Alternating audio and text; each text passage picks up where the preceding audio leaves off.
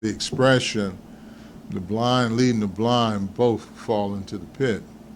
And Jesus' words will never be denied. They will always be fulfilled. This is what the United States is finding out.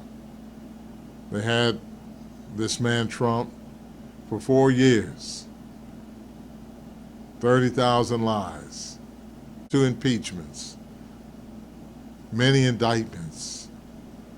But yet, they said, no, we still want you to be our leader. Well, then, Trump could just look at them and like, well, okay, you wanted me again.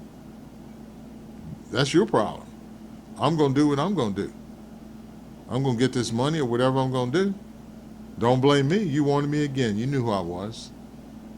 And why do people follow imperfect humans in an unquestioned way, ignoring their resume, ignoring who they are? Because they're getting their ears tickled. They're being told and promised things that they want to hear. Even though those things may be wrong, they want them. And we can look at one of the main messages of Trump was racism. And so many people in America are so racist, millions, that because of that, their thinking, their decision making is, as the Bible says, it's animalistic, it's demonic. They are working toward their own detriment, making such bad decisions. And usually when the rich are in charge and they have gained favoritism, they can really drain your society because they're using their influence to maneuver resources that should be used to help others to put it in their own pockets. Anytime that you give trust to humans, unquestioned authority to any human, you are in a cult. Whether you want to recognize it or not, you're in a cult. The Bible, again, warns us not to trust in humans. We have to always be fact-checking what they say, making sure of all things.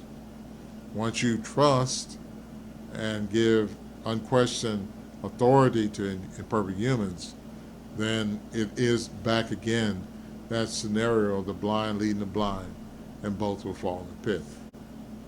And anytime you have to deal with a cult situation or you see it happening, you don't want to have no parts of it, because as history shows, cults are always dangerous. But if we put our trust in the one God has chosen, Jesus Christ, then everything changes. No longer are we being led in an irresponsible way, but we're being led appropriately. We're being given the light so we can see things properly, and then we can make proper decisions. And that happens with individually, with churches and everything. It helps them to deal with circumstances like Trump come along. They're able to have patient endurance because they're following a leader who is perfect and who is responsible and will not lead them astray. And they can put their trust in him. And therefore, they're able to deal with these circumstances when leaders like Trump come along. They're able to help each other to endure through those things. The Bible says the world is passing away. So it's not, you cannot resuscitate it. You cannot give it the ability to get a transplant so they can live. No, its condition is terminal. And if we assimilate to the world, we're going to go down with it. Jesus says his disciples are no part of the world. So we try to maintain that being no part of the world and not assimilate to its lack of love for truth, its lack of love for one's neighbor. We don't want to assimilate to that. We don't want to lose love, because if we do that, then we become engulfed with hatred. So maintain a freedom from trust in men or in humans, and benefit from the leadership of Jesus Christ.